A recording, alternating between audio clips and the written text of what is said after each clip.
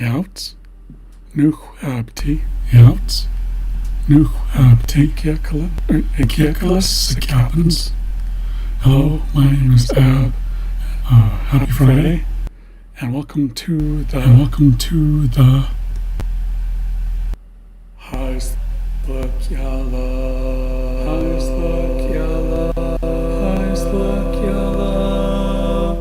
live stream. So I'm coming to you today from my office in Kitimat, the town. And I wanted to start off this week's live stream by talking a little bit about last week's live stream, which I attempted to do. Didn't quite, the presentation went well, but the live stream itself, not so much. After trying to watch it afterwards, the audio was very choppy, and it was difficult to actually make out what I was saying in my presentation. So the way that I had things set up was I had my laptop, which I use for my live streams. I was recording on my laptop, and I was streaming at the same time. I had two cameras set up. One that was shooting pictures of me. I had it programmed so that it would take a picture once every 15 seconds. And I had a second camera that was recording video. The video came through okay, except for the fact that it only recorded for 20 minutes. My presentation was about a half an hour. So, basically what I did was I combined video clips from the different sources that I was recording from. I took audio from the camera that I was recording on, the separate camera. And for some reason the audio on the camera I think what happened was that the last time I used that camera, I turned the microphone volume down. And I'd forgotten about that because it's been a long time since I used that particular camera. So the audio was not that great. So what I did was I did some editing. I raised the volume, and it turned out okay, but not great. So that was basically all I could do with the audio stream. I had to extract that from the video. I had to edit the audio by itself, bring it into my video editing software.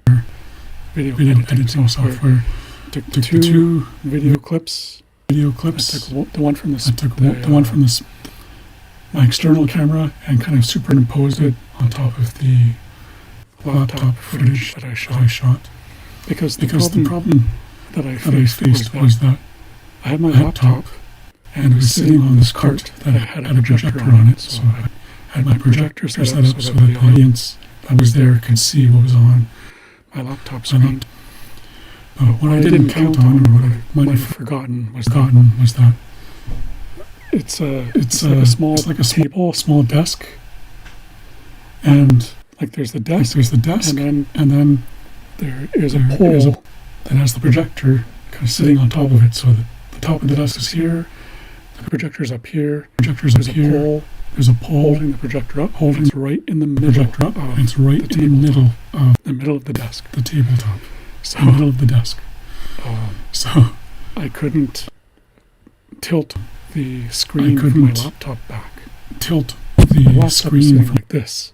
My laptop back. And so the camera was sitting like this, like at this level. But my head is at this level. In the actual laptop video footage, you can basically just see my chest. So because I had to stand back from the camera a little bit while I was presenting.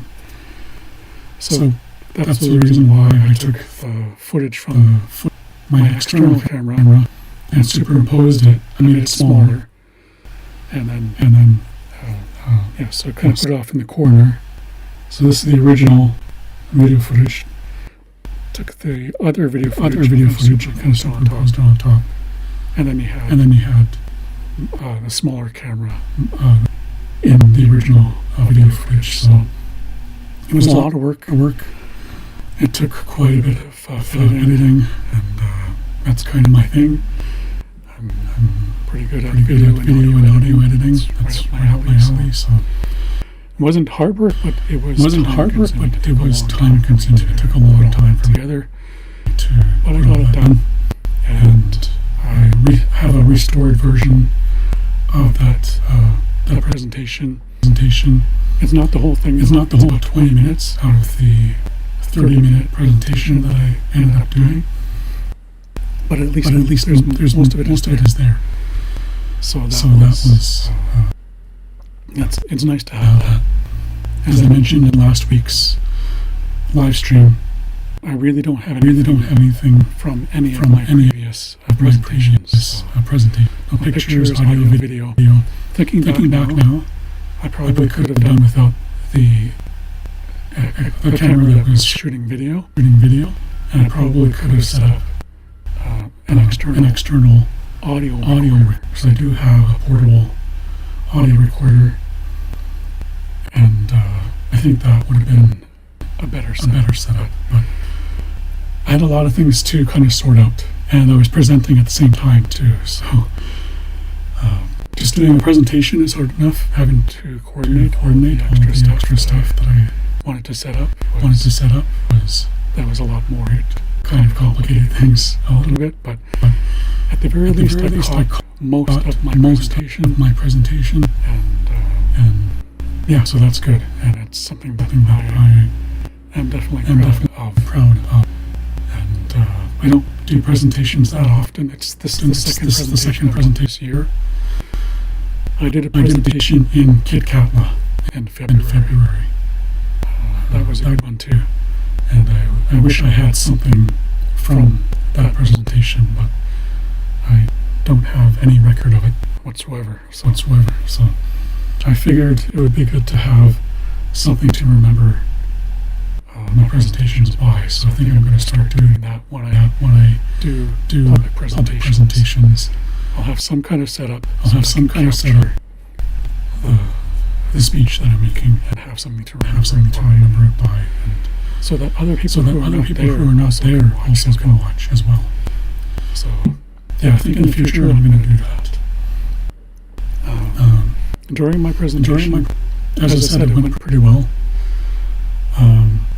Towards the end, when I was wrapping up, I found myself actually getting pretty emotional when I talk about what I have planned for the language and teaching the language. And I found myself getting actually kind of choked up. I referenced Martin Luther King and his I Have a Dream speech. And if you've been watching my videos, when I was testing out the live stream setup, I actually took you through part of my speech that I had created as an homage to Martin Luther King, and I changed it so I can talk about the highest language. And I found myself getting really emotional at that point, and I could barely get the words out. And that's happened. That's the second time that's happened to me, and it happened because I'm very passionate about the Haisla language. I would like to preserve the language, but I don't want the language to just survive. I want it to thrive. That is in my plan. That is something that I want to set up for the future. Something that people should realize about me is that I'm a forward thinker. I'm always thinking about the future.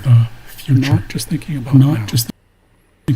So when I'm thinking about a plan to save the language, I'm not planning on just revitalizing it for a while. I'm planning on making it stronger and letting it live on forever. And that is my plan. And it's a huge project. It is a big idea, a big plan. As it stands right now, it's an idea. And in order for me to actually carry out this plan, I'm going to need time. And unfortunately, time is something I have very little of right now. So hopefully in the future, once some of the projects that I'm working on are completed, maybe I can focus more on actually getting down to business and creating this plan. As I said, I have a general outline of it in my head, and I have written some things down, but nothing really. I haven't really gone into much detail about it. So that's something for the future. Is teaching the language in a way that people will be able to really truly understand it, process the language, and remember it. That is something I want to make sure happens when I teach the language, is that they don't just keep the knowledge for a little while, they keep it forever. They retain it. So my plan for teaching the language is geared specifically towards people retaining the language, the information that they learn, and making it so that they can apply it their everyday lives. And that's really the focus of my plan. And there's other parts of it that will deal with how do we manage it in the future. Like, what I would like to see happen is that long after I'm gone, I would like to know that the language is going to carry on. But there's a certain way of doing it that I have in mind. If it's done that way, then there's nothing to worry about. It will live on. It will be taught in a way that people will be able to really truly understand the language from this generation on. So that's very much in my mind, those plans to build the language up, make it stronger than it's been in modern times, and make sure that it carries on. Putting those plans in place to make sure that this way of teaching the language and thinking about the language is another thing is going to be addressed. That's been a big factor in my success in learning the Haisla language. Is the way that I think about language is very different than when I started. So that's being worked into my plans as well. Is how do I get people to think differently about language in general? So that's something that I think about more and work into my plans. And I'm not exaggerating when I tell I have thought of everything. Literally everything.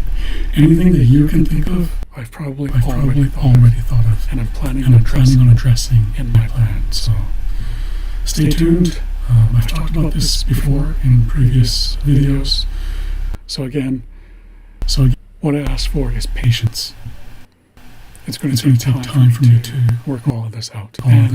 And also keep in mind, I'm still learning the language myself. I'm an advanced learner, but I'm not a fluent speaker yet. So it's a lot to coordinate. So there's kind of a balance between me trying to further my own knowledge of the language and trying to think about how to teach it and develop a plan around that. So there's a lot of things to juggle. As I said, it's big. It's a really big deal. So it's going to take time to put all that together. So that's what I ask for, is patience and trust as well. So I just wanted to talk about that a little bit. I'm going to switch screens. And let's check here. I want to move over to a PDF document that I have set up. So this is my regular feature that I have in my live streams. I keep hitting I have my microphone set up in front of me on a stand, and I keep kind of bumping into it, so I apologize for that if that's a little bit loud.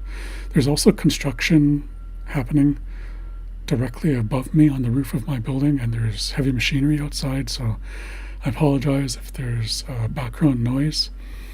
Hopefully that's not too distracting. But the first feature that I want to get to here is, how do you say it? Normally I do 2 words.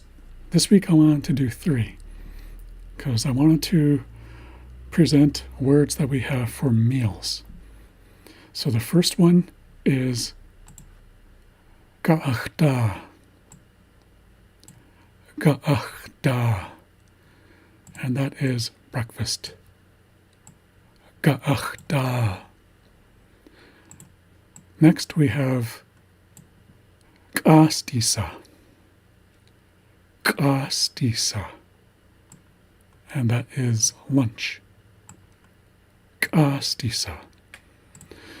So I believe this ka, this beginning part of the word, refers to the middle. So I believe this is something you do in the middle of a day. I'd have to check on that, but that's my initial instinct based on word structure. And that's something that I really do a lot of study on. I spend a great deal of time studying word structure, sentence structure, things like that. I dive really deep into how the language works. I look very closely at the mechanics of the language. And I've come across a lot of words that start with these 2 letters, ka, and they often have to do with the middle of something. So I believe k'astisa has to do with something you do in the middle of a day. And what we do in the middle of the day, usually we eat lunch. The last word is ganeth. Ganeth, which means supper. So the word ganuth means evening.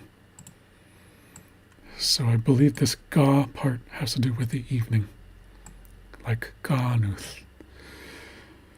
So we have ga'achda, breakfast, k'astisa, lunch, ganeth, supper. And that's this week's edition of How Do You Say It?